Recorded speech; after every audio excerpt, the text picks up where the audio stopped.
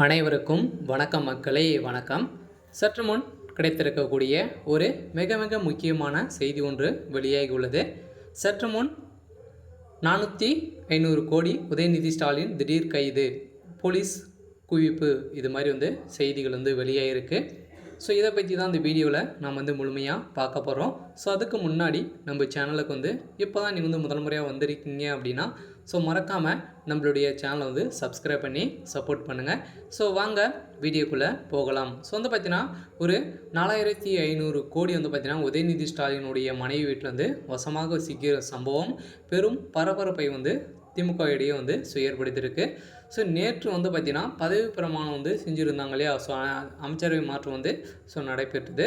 So அதில் பார்த்திங்கன்னா ஒரு 3-4 அமைச்சர்களுக்கு பதவி பிரமாணம் இன்னும் செய்யாமல் இருக்காங்க. துணை முதல்வராக ஸோ ஆகக்கூடியவர் உதயநிதி ஸ்டாலின் அவருக்கு பார்த்திங்கன்னா முக்கியமாக அவருக்கு பதவி பிரமாணம் இன்னும் செய்யாமல் இருக்காங்க. ஸோ எதனால் பதவி பிரமாணம் செய்யலை அப்படின்னு பார்த்திங்கன்னா அந்த 400-500 கோடி பார்த்திங்கன்னா உதயநிதி ஸ்டாலினுடைய கொச்சியில் இருக்கக்கூடிய பண்ணை வீட்டில் தான் பார்த்திங்கன்னா வசமாக சிக்கியிருக்க நிலையில் கீர்த்திகாவுடைய வீட்டிலும் வசமாக சிக்கியிருக்க நிலையில் பெரும் சம்பவங்கள் நடந்திருக்கு. இந்த சம்பவத்தால் தான் அதிரடியாக உதயநிதி ஸ்டாலின் அவர்கள் கைது செய்யப்பட்ட சம்பவம் பெரும் பரபரப்பை ஏற்படுத்தியிருக்கு.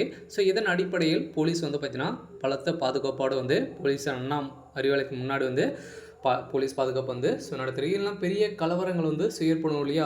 திமுகவை சார்ந்த அமைச்சர்கள் அனைவருமே பார்த்திங்கன்னா எக்கச்சக்கமான கோடிக்கணக்கான சொத்துக்களை ஸோ பறிமுதல் செஞ்சுருக்காங்க. இந்த கோடிக்கணக்கான சொத்துக்களும் பார்த்திங்கன்னா திமுகவை சேர்ந்த அமைச்சர்கள் ஒரு 12-13 அமைச்சர்கள் வசமாக சொத்து குவிப்பு வழக்கில் ஸோ வசமாக சிக்கியிருக்காங்க இல்லையா. இதை தொடர்ந்து பார்த்திங்கன்னா ஸோ உதயநிதி ஸ்டாலின் அவர்களும் வசமாக அவருடைய வீடுகளில் பணங்கள் ஸோ மூட்டையாக சிக்கும் சம்பவம் தான் பெரும் அதிர்ச்சியை அளிக்கக்கூடிய அளவுக்கு ஸோ ஏற்படுத்தியிருக்கு.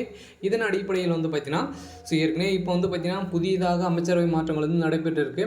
ஸோ இந்த அமைச்சரவை மாற்றத்தில் பார்த்திங்கன்னா எக்கச்சக்கமான பணப்புழக்கத்தில் பார்த்திங்கன்னா கோபாலபுரத்தில் ஸோ நடக்கும் இல்லையா. ஸோ பார்த்திங்கன்னா ஒரு பதவி வழங்குறாங்க அப்படின்னா ஸோ அவங்களுக்கு பணம் கொடுக்கறதுக்கான ஸோ அனைத்து விதமான ஸோ ஒரு வாய்ப்புகள் இருக்குது.